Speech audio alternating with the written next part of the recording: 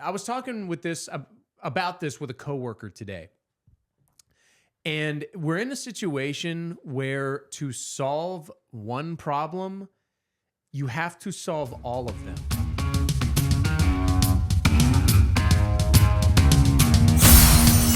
You can't really do that. I mean, and the thing is Donald Trump ran in 2016 about draining the swamp, which is all fine and dandy. But I think what have we learned from watching Donald Trump attempt to drain the swamp?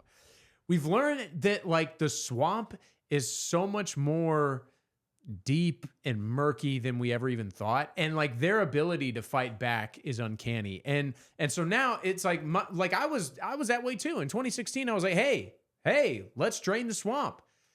The swamp, like what do you get when you drain a swamp? You just get like some crap ass land. We need to completely overthrow the system, non-violently, because that will never happen. But if you don't solve all the problems, wait, what are you saying, Ninja? Welcome, Ninja. I think it's your first comment. If you don't solve all the problems, don't even try. I don't know if you're being sarcastic, because for some of our regular audience members, I've kind of accrued this reputation on the show of being the black pillar, but I'm really not. I think history keeps on moving. Time keeps on going.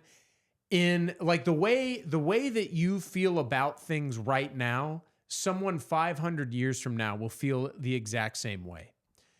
Now, Jesus may come back before then, but who knows? I don't. But anyway, the point being is like, we have to try, but we can't delude ourselves into thinking that just because we want things to get better, any sign that they are getting better means that they are better. You know what I mean? I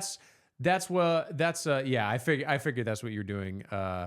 I'm being black pill facetious. I figure that's what you're doing, which is not what I'm saying. I'm saying we do need to try, even in the face of all these horrible odds.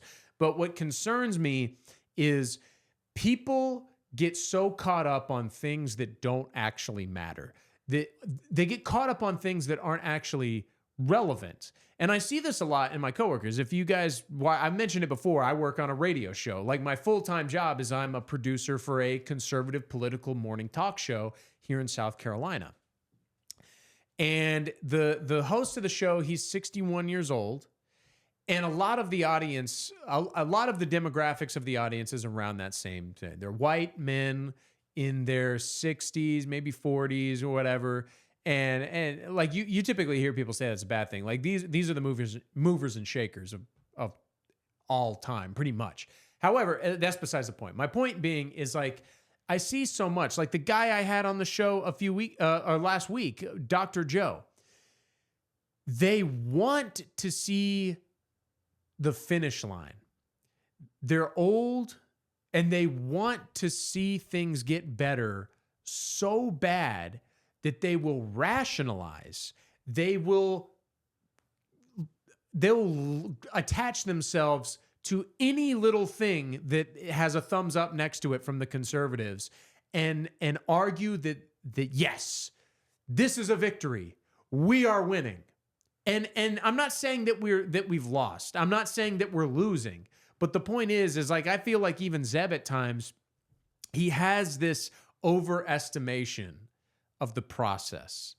I think that in a way, like, because here's the thing.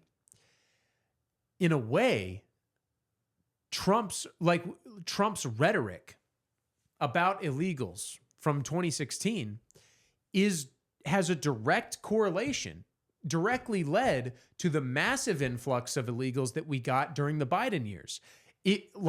Because even the Democrats before then, yeah, they were pro-immigration and the type of ICE raids and things that were going on, that are going on now, they'd put up a fight, but they wouldn't put up a huge fight. You know what I mean? Like, yeah, I'm not saying that they'd be pro deporting people, but now because of Donald Trump's rhetoric about illegal immigration, you see a fanatical turn from the left that basically is like, well, illegal immigrants are just as American as Americans.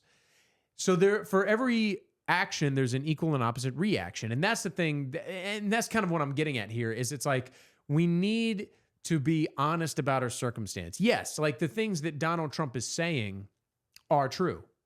And I'm not saying he shouldn't say them. Don't get me wrong. He absolutely should. All the things Donald Trump says need to be said. But the problem is he started to say those things. We started to say those things, but we acted like the reaction from the left is unreasonable. It is like in a very objective sense, it is unreasonable. Like their position is not logical. Their position is unreasonable. But our response, we weren't ready for it. We weren't prepared for the reaction that they were giving. And that's the thing with this. I was watching Nick Fuentes and he said, someone is going to get killed in these riots. A cop, a protester, things are going to come to a head and somebody is going to be hurt. What Donald Trump needs to do is he needs to get ahead of it. And he needs to say that. He needs to say, if you don't disperse, if you don't quit causing problems, somebody, not we're going to come hurt you, but someone's going to get hurt. So that when it happens, then he has the excuse. He goes, well, okay, now we have to intervene because you are out of control. And that's just a specific example. We need to start thinking proactively, retroactively about all these things. It's not enough for us to just identify the problem and then try and fix it. We need to understand that there are forces in this world that are actively working against us. And we can't just pretend they're not. That's the problem, is like we know they're there, but we act as if they're not, even when we come to power. I mean, Donald Trump, he got into office and he tried to make peace with the enemy. And then what happened? He got they tried to subvert him as much as they could. They impeached him twice. And then when they got out, they threatened to throw him in jail for 300 years. That wouldn't happen if he had gone for them first. We need to become what the left fears. We're so concerned with the Constitution and freedom of speech and liberty and stuff like that. We're shooting ourselves in the foot. We constantly point out how the left is anti-American. The left, they don't respect the Constitution. They don't hold the same values as us. No shit. That's why we disagree with them. We need, and so what we need to do is, like, first off, our values should not begin in it. The Constitution should not be our North Star. Christ should be our North Star. And my point is like, we need to identify very real truth about us. America is not just a country, it's a nation. Those are two distinct things. We're not just a country, we're a nation. The illegals pose a threat to that. Outbreeding the native-born Americans, black and white, but mostly white, that is a problem. If you get rid of all the heritage Americans, it will no longer be America. It'll be New India. It'll be New China. It'll be New Haiti. It'll be all these like just imitate. It'll be an imitation of these cheap shithole countries here. That's why we need to basically say, yeah, bye-bye, abuelita. I know that you moved here 30 years ago from Mexico, still can't speak English though, and you've never hurt anyone's feelings or caused any problems. You gotta go. Bye-bye. Bye-bye.